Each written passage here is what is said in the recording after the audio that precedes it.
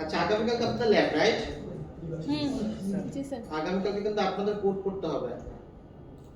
পরীক্ষা আছে না, এটা গ্রুপ প্রজেক্ট। আরেক প্রজেক্ট স্যার। হ্যাঁ আরো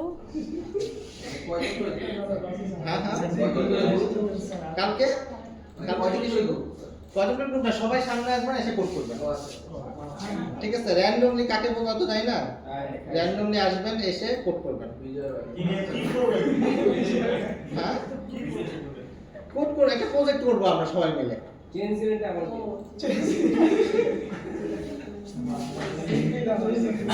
তো এটা প্রিপারেশন নিয়ে এসেন আর কি, ঠিক আছে? সিন চেষ্টা হ্যাঁ সিন চেষ্টা। না না, এখন কে কোনটা আগে বলতেছি না ভাই, মজা না ভাই। আচ্ছা ঠিক আছে এফএক্স এর গান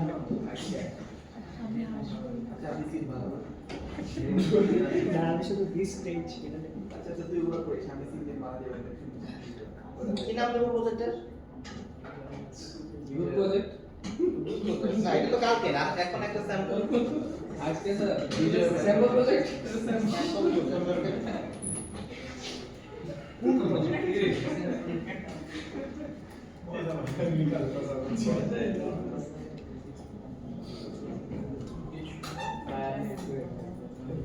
স্যার এটাই কি আমরা সবাই মিলে বানাবো? না না, এটা মানে না, কালকে তো আমরা নতুন আজকে শেষ, আজকে আমাদের আর তেমন কিছুই নাই।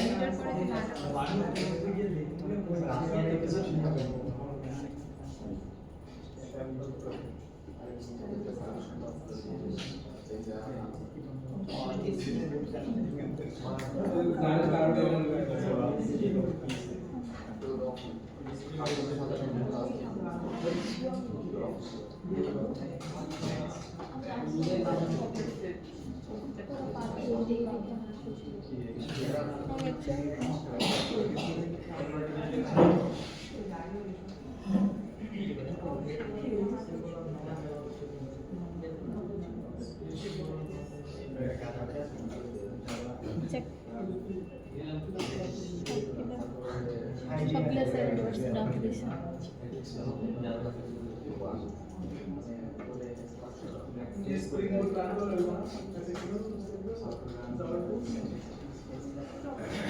আচ্ছা, এতদিন আমরা যেটা কোড করা শিখছি, অ্যাকচুয়ালি আমরা ফাইল রান করতাম, নতুন ক্লাস তৈরি করতাম, এভাবে করে অ্যাজ ইট ইজ রান করে যাচ্ছিলাম।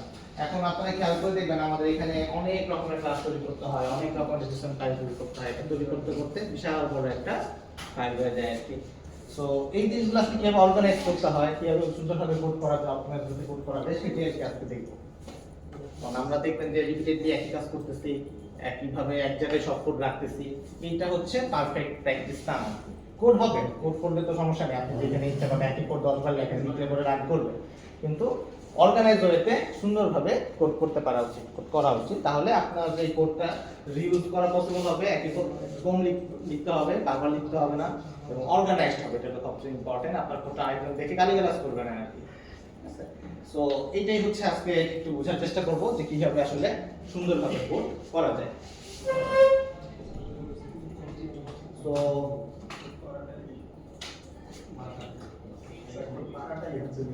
হ্যাঁ, কোড পারাটাই মেইন বিষয়, তারপরে অপটিমাইজেশন। এর জন্য এখন আমরা কোড শিখছি, করতেছি, সিম বানাইতে পারতেছি অ্যাট লিস্ট। এখন আমরা দেখব হচ্ছে একটু সুন্দরভাবে কোড করাটা। আচ্ছা, তো প্রথম কাজটা আমরা যেটা করি, আমরা হ্যালো কন্ট্রোলার আর হ্যালো ভিউটাকে ডিলিট করে দিই।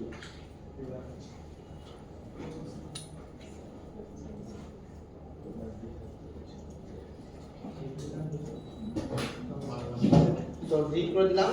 এখন আমাদের ক্লাসে আমাদের কি কি আসলে ফাইল লাগে এই জিনিসগুলো একটু লেখার চেষ্টা করব। প্রথমে লাগবে হচ্ছে কন্ট্রোলার ফাইল, রাইট? কন্ট্রোলার ফাইলগুলো লেখার জন্য আমরা কি করব, একটা নতুন প্যাকেজ তৈরি করে নেব, কন্ট্রোলার। একটা প্যাকেজের কথা মনে আছে, একটা ফোল্ডার। অ্যাকচুয়ালি এই ফোল্ডার তৈরি করব, এই ফোল্ডারের মধ্যে আমরা কি করব, আজকে আমরা এই কন্ট্রোলার তৈরি করব।